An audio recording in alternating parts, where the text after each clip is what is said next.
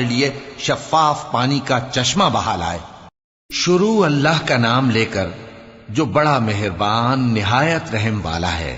نون، قلم کی اور جو کچھ لکھنے والے لکھتے ہیں اس کی قسم کہ اے پیغمبر صلی اللہ علیہ وآلہ وسلم، تم اپنے پروردگار کے فضل سے دیوانے نہیں ہو، اور بے شک تمہارے لیے بے انتہا اجر ہے، اور یقیناً تم اخلاق کے اعلی مرتبے پر ہو۔ سو ان قریب تم بھی دیکھ لو گے اور یہ کافر بھی دیکھ لیں گے کہ تم میں سے کون دیوانہ ہے۔ تحقیق تمہارا پروردگار اس کو بھی خوب جانتا ہے جو اس کے رستے سے بھٹک گیا، اور ان کو بھی خوب جانتا ہے جو سیدھے رستے پر چل رہے ہیں۔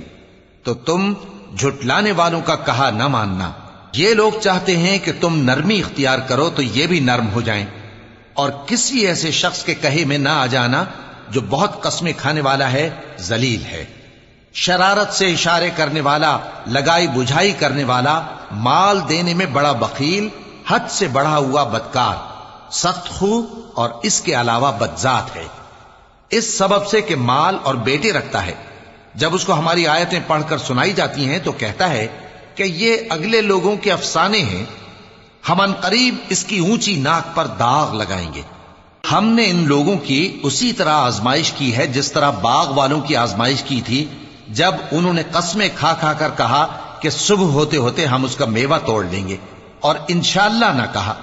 سو وہ ابھی سو ہی رہے تھے کہ تمہارے پروردگار کی طرف سے راتوں رات اس پر ایک آفت پھر گئی، تو وہ ایسا ہو گیا جیسے کٹی ہوئی کھیتی۔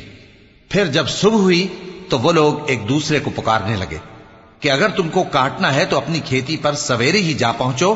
سو وہ چل پڑے اور آپس میں چپکے کہتے جاتے تھے کہ آج وہاں تمہارے پاس کوئی فقیر نہ آنے پائے، اور کوشش کے ساتھ سویرے ہی جا پہنچے، گویا پیداوار پر قادر ہیں۔ پھر جب انہوں نے باغ کو دیکھا تو ویران، کہنے لگے کہ ہم رستہ بھول گئے ہیں، نہیں بلکہ ہم بے نصیب ہو گئے۔ ایک جو ان میں سمجھدار تھا بولا، کیا میں نے تم سے نہیں کہا تھا کہ تم تسبیح کیوں نہیں کرتے؟ دوسرے کہنے لگے کہ ہمارا پروردگار پاک ہے، بے شک ہم ہی قصوروار تھے۔ پھر لگے ایک دوسرے کی طرف رخ کر کے ملامت کرنے، کہنے لگے ہائے شامت، ہم ہی حد سے بڑھ گئے تھے، امید ہے کہ ہمارا پروردگار اس کے بدلے میں ہمیں اس سے بہتر باغ عنایت کرے، ہم اپنے پروردگار کی طرف رجوع کرتے ہیں۔ دیکھو عذاب یوں ہوتا ہے، اور آخرت کا عذاب سب سے بڑھ کر ہوگا، کاش یہ لوگ جانتے ہوتے۔ پرہیزگاروں کے لیے ان کے پروردگار کے ہاں نعمت کے باغ ہیں۔ کیا ہم فرما برداروں کو نافرمانوں کی طرح نعمتوں سے محروم کر دیں گے؟ تمہیں کیا ہو گیا ہے؟ کیسی تجویزیں کرتے ہو؟ کیا تمہارے پاس کوئی کتاب ہے جس میں یہ بات پڑھتے ہو کہ جو چیز تم پسند کرو گے وہ تم کو ضرور ملے گی؟ یا تم نے ہم سے قسمیں لے رکھی ہیں جو قیامت کے دن تک چلی جائیں گی کہ جو کچھ تم طے کر لو گے وہ تمہارا ہوگا؟ ان سے پوچھو کہ ان میں سے کون اس کا ذمہ لیتا ہے؟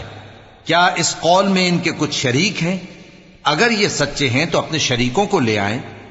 جس دن پنڈلی سے کپڑا اٹھا دیا جائے گا اور کفار سجدے کے لیے بلائے جائیں گے، پھر وہ سجدہ نہ کر سکیں گے، ان کی آنکھیں جھکی ہوئی ہوں گی اور ان پر ذلت چھا رہی ہوگی، حالانکہ پہلے اس وقت سجدے کے لیے بلائے جاتے تھے جبکہ وہ صحیح و سالم تھے۔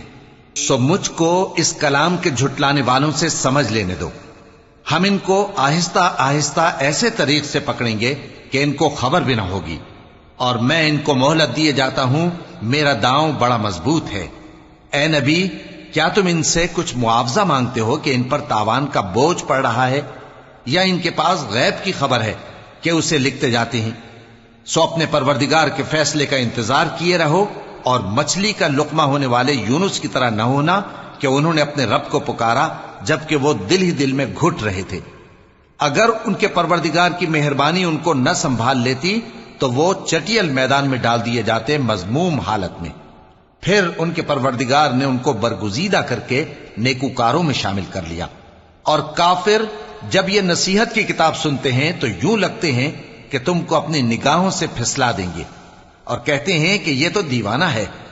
اور لوگوں، یہ قرآن تمام جہانوں کے لیے نصیحت ہے۔